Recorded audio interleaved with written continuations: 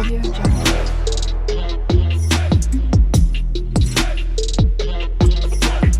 Audio Jungle.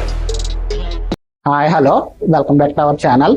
ఈ రోజు మన వీడియోలో ఈ AP land reforms Andhra Pradesh ceiling on agriculture lands అన్నమాట. అంటే ఒక వ్యక్తి దగ్గర ఉండవలసిన భూమి కన్నా ఎక్కువ భూమి ఉంటే దాన్ని సీలింగ్ చేసి అలా ఎక్కువ వచ్చిన భూమిని సర్ప్లస్ ల్యాండ్స్ కింద గవర్నమెంట్ తీసుకుంటుంది అనమాట. అండి ఇలా తీసుకున్న భూమిని ఎవరైతే బిలో ప్రాపర్టీ లైన్స్ బీపీఎల్ కింద ఉన్నటువంటి ఈ ఎస్సీ ఎస్టీ బీసీ ఇలా ఎవరైతే భూమి లేని ల్యాండ్లెస్ పూర్ ఉంటుందో వాళ్ళు పండించుకోవడం కోసం ఇవ్వడం జరుగుతుంది అనమాట. అండి వీళ్ళకి అసైన్మెంట్ చేయడం జరుగుతుంది అనమాట. ఇలా అసైన్మెంట్ చేసి వాళ్ళకి పట్టా ఇస్తారనమాట. అండి అసలు ఈ భూ సంస్కరణలు అనేది ఏపీ ల్యాండ్ రిఫార్మ్స్ 1940 ఏం చెప్తుంది, ఈ పట్టా ఏ విధంగా ఇస్తారు ఏంటని చెప్పి మనం వీడియోలో చెప్పుకుందాం అనమాట. అండి వీడియోని పూర్తి వరకు చూడండి, లైక్ చేయండి, షేర్ చేయండి. ఓకే, మనం ఇప్పుడు చూసినట్లయితే అసలు ఈ సీలింగ్ అంటే ఏంటంటే ఒక వ్యక్తికి ఉండవలసిన దానికన్నా ఎక్కువ భూమి ఉంటే ప్రభుత్వం ఆ ఎక్కువ ఉన్న ల్యాండ్ ని సర్ప్లస్ ల్యాండ్ అని చెప్పి వారి దగ్గర నుంచి తీసుకుంటుంది అనమాట. అండి అంటే ఈ ఎప్పుడైతే స్వతంత్రం వచ్చిన తర్వాత కొంతమంది వ్యక్తుల చేతుల్లోనే ఎక్కువ భూమి అనేది ఉండిపోవడం జరిగింది అనమాట. అంటే పెద్ద పెద్ద భూస్వాములు ధనవంతుల దగ్గరే 100, 1000, 1500, 2000 ఎకరాలు అనేవి ఉండిపోవడం జరిగింది అనమాట. అండి అలా ఉండకూడదు, అందరికీ సమానంగా ఇది ఉండాలి అని చెప్పి ఏం చేశారంటే ఈ ల్యాండ్ రిఫార్మ్స్ అనేవి తీసుకురావడం జరిగింది అనమాట. అండి సో ఈ ల్యాండ్ రిఫార్మ్స్ ద్వారా ఏం జరిగింది ఏంటి అనేది చెప్పి మనం వీడియోలో పూర్తిగా చెప్పుకుందాం అనమాట. అసలు ఈ ల్యాండ్ రిఫార్మ్స్ చట్టం తీసుకొచ్చి ఈ ల్యాండ్ సీలింగ్ తీసుకొచ్చారన్నమాట. అంటే పెద్ద పెద్ద భూస్వాములు ఇప్పుడు సత్యనారాయణ అనే వ్యక్తి దగ్గర ఒక వ్యక్తి దగ్గర 1500 ఎకరాలు అనేవి ఉండిపోవడం జరిగింది అనమాట. ఇలా సత్యనారాయణ అనే వ్యక్తి దగ్గర 1500 ఎకరాలు ఉండిపోతున్నాయని చెప్పి వారు ఈ ల్యాండ్ సీలింగ్ తీసుకురావడం ద్వారా వాళ్ళ స్వచ్ఛందంగా ముందుకొచ్చి నాకు సత్యనారాయణ అనే వ్యక్తిని నాకు 1500 ఎకరాలు అనేది ల్యాండ్ ఉంది, ఫలానా సర్వే నంబర్ లో ఇంత ఉంది కాబట్టి నేను ఎక్సెస్ ఉన్న ల్యాండ్స్ ని ప్రభుత్వానికి ఇచ్చేస్తున్నానని చెప్పి ఏం చేసేది అనమాట. ప్రభుత్వానికి దాఖలు పరిచేవారు అనమాట. అంటే ఇక్కడ సత్యనారాయణ అనే వ్యక్తి 1500 ఎకరాల్లో ఫర్ ఎగ్జాంపుల్ ఒక 11 ఎకరాలు అనేది ఏం చేసేవాడండి ఈ సర్ప్లస్. అంటే ఇక్కడ ఏంటంటే ఒక కుటుంబం ఒక యూనిట్ కింద తీసుకునేవారు అనమాట.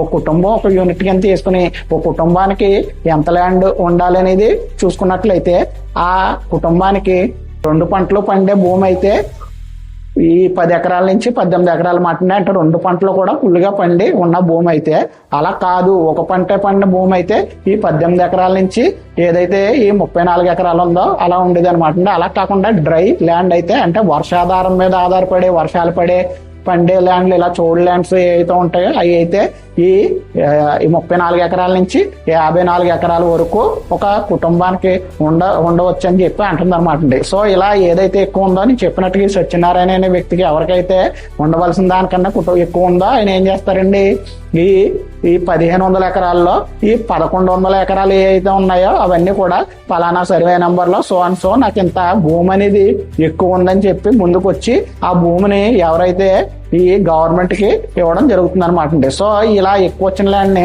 సర్ప్లస్ ల్యాండ్ అని చెప్పి అంటారు అనమాట. ఈ సర్ప్లస్ ల్యాండ్ ఎవరైతే బిలో ప్రాపర్టీ లైన్ ఇందాక చెప్పినట్టుగా below property line SC ST BC ఎవరైతే ల్యాండ్లెస్ పూర్ ఉన్నారో వాళ్ళు ఏంటంటే వాళ్ళు పండించుకోవడానికి వాళ్ళకి అసైన్ చేస్తారనమాట. ఈ అసైన్మెంట్ ఎవరు చేస్తారంటే దీనికి సంబంధించి ఒక అసైన్ కమిటీ అనేది ఉండేది అనమాట. దీంట్లో ఆర్డీఓ, కలెక్టర్, ఇలా తహసీల్దార్ ఇలా ఉండి పూర్వం కాలంలో ఈ విఆర్ఓ ఏదైతే ఉందో విఆర్ఓ సిస్టమ్ ఉండేది కదనమాట. 1983 ముందు కర్ణం మున్సీబ్ అని చెప్పి ఉండేవారు. ఈ కర్ణం మున్సీబు ఏం చేసేవారు అనమాట. ఇలా ఏదైతే ప్రభుత్వానికి దాఖలు పడిన భూమి ఏదైతే ఉందో ఆ భూమి యొక్క డీటెయిల్స్ అన్ని కూడా రాసుకుని ఎవరెవరికి ఇవ్వాలని చెప్పి ఒక స్టేట్మెంట్ లా తయారు చేసేవారు అనమాట. సో ఇలా తయారు చేసిన దాన్ని ఇలా అసైన్మెంట్ కమిటీకి పంపడం ద్వారా వీళ్ళు ఎవరైతే మాకు భూమి లేదు మేము పండించుకోవడానికి కావాలి ఎవరైతే ల్యాండ్లెస్ పూర్ ఉన్నారో వాళ్ళు అర్జీ పెట్టుకుంటే ఇలా సంబంధించిన కమిటీ సీలింగ్ కమిటీ ఏమైతే ఉందో ఈ భూమి ఏదైతే ఉందో ఇలా ప్రభుత్వానికి ఇలా సర్ప్లస్ ల్యాండ్ ద్వారా దాఖలు పడిన భూమి అలాగే కొంత కొంత కాలిదారి బండిదారి ఇది వాటర్ బాడీస్ ఇలా ఏదైతే ఉందో వాటి మీద పండించుకోవడానికి ఇలా భూమి లేని నిరుపేదలకు అసైన్మెంట్ చేసేవారు అన్నమాట. ఈ అసైన్మెంట్ ప్రక్రియ ఏంటంటే ఈ అసైన్మెంట్ చేసేటప్పుడు సంబంధిత తహసీల్దార్ గారు వారు ఏం చేసేవారు అంటే ఒక డీ ఫామ్ పట్ట అని చెప్పి ఇచ్చేవారు అన్నమాట అండి. ఇక్కడ డిఫామ్ పట్టా అనేది కంప్లీట్గా తహసీల్దార్ గారి యొక్క సంతకంతో ఇస్తారనమాట అండి. మనం చూసుకున్నట్లయితే ఇప్పుడు ఫర్ ఎగ్జాంపుల్ 10 ఎకరాల ల్యాండ్స్ అనేది ఉంది. ఒక నలుగురు ఈ అసైన్మెంట్ ల్యాండ్స్ మాకు కావాలని చెప్పి పెట్టుకున్నప్పుడు తర్వాత ఈ సంబంధిత తహసీల్దార్ గారు ఏం చేస్తారంటే ఈ ఒక్కో వ్యక్తికి 2.5 ఎకరాల కింద విడగొట్టి భూమి మీద విధిగా చూపించి దానికి సంబంధించి ఏదైతే ఉందో డిఫామ్ పట్టా మీద ఇవి రాసి దాని వెనకాల ఆయన స్టాంప్ అనేది వేసి డిఫామ్ పట్టా ఇవ్వడం జరిగేది అనమాట అండి.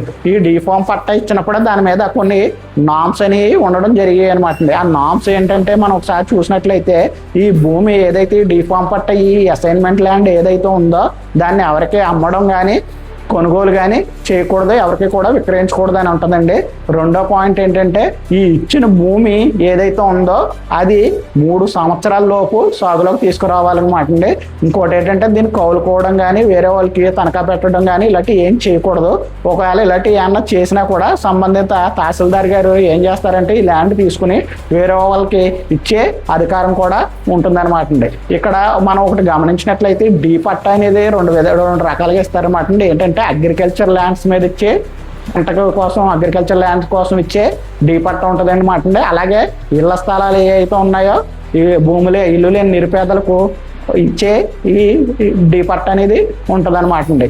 సో ఇలా ఏదైతే ఇళ్ల స్థలాలకి ఇచ్చారో ఆ డి పట్టా ఏంటంటే అది ఇచ్చిన తర్వాత 3 సంవత్సరాల లోపు వాళ్ళు ఇల్లు కట్టుకోవాలన్నమాట అండి. ఒకవేళ ఇల్లు కట్టుకోని పక్షంలో అది కూడా ప్రభుత్వం వెనక్కి తీసుకుని వేరే వాళ్ళకి ఇచ్చే రైట్ కూడా ఉంటుందన్నమాట అండి. సో ఏదేమైనా సరే ఏదైతే అసైన్మెంట్స్ సంబంధించి ఏదైతే ఉందో ఎవరైతే భూమి లేని నిరుపేదలు పండించుకోవడం మాత్రమే ఇచ్చేదన్నమాట అండి. సో ఇలా ఇచ్చిన భూమి ఏదైతే అది అన్యక్రాంతం అవుతుంది, అది ధనవంతులు చేతుల్లోకి వెళ్ళిపోతుంది, పెద్ద పెద్ద భూస్వాములు చేతుల్లోకి మళ్ళీ వెళ్తుంది. అంటే ఇక్కడ మెయిన్ క్రైటీరియా ఏంటంటే భూమి లేని నిరుపేద ఎవడైతే ఉంటాడో వాడు పండించుకుని దాని నుంచి వచ్చే ఫలం పొంది ఆడు ఆర్థికంగా నిలదొక్కోవాలని చెప్పి ఇచ్చేదన్నమాట అండి. ఇలా అన్యక్రాంతం అవుతుందని POT act provision of transfer 1977ని తీసుకురావడం జరిగిందనమాట అండి. సో ఇదనమాట AP land reform ceiling on agriculture lands అనమాట అండి. దీనికోసం మీకు అర్థమైంది అనుకుంటున్నాను. మీ యొక్క అభిప్రాయాన్ని కామెంట్ రూపంలో తెలియచేయండి. ఏదేమైనా మంది ఈ డి పట్టా కలిగిన వాళ్ళు ఆశగా ఎదురు చూస్తున్నారనమాట అండి. లాస్ట్ టైం సంబంధించిన జీవో ఇచ్చిన గడకి కూడా దానికి సంబంధించి సరిగ్గా చేయలేదని చెప్పి ప్రస్తుతం ఉన్న ప్రభుత్వం కానీ ఇది చెప్తుందనమాట అండి. ఏది ఏమైనా గౌరవ మాజీ ముఖ్యమంత్రి గారు జగన్మోహన్ రెడ్డి గారు అవనమండి, ప్రస్తుత గౌరవ ముఖ్యమంత్రి గారు చంద్రబాబు నాయుడు గారు అవనండి ఈ సంబంధిత భూములపై చర్య తీసుకుని ముందుకి మంచి డెసిషన్ అవ్వాలని చెప్పి కోరుకుందాం అనమాట అండి. మరిన్ని ఇలాంటి వీడియోస్ కోసం మన ఛానల్ని లైక్ చేయండి, షేర్ చేయండి, ఫాలో చేయండి. ఓకే, చాలామంది అడుగుతున్నారనమాట అండి. మొన్న 2 డేస్లో జియో వస్తుంది ఈ 22A భూముల కోసం అని చెప్పి అన్నారన్నమాట అండి. దానికోసం నేను కూడా చూస్తున్నాను అనమాట అండి. రాగానే అప్డేట్ కూడా మా ఛానల్లో పోస్ట్ చేస్తాం. Okay, thank you for watching. జై హింద్.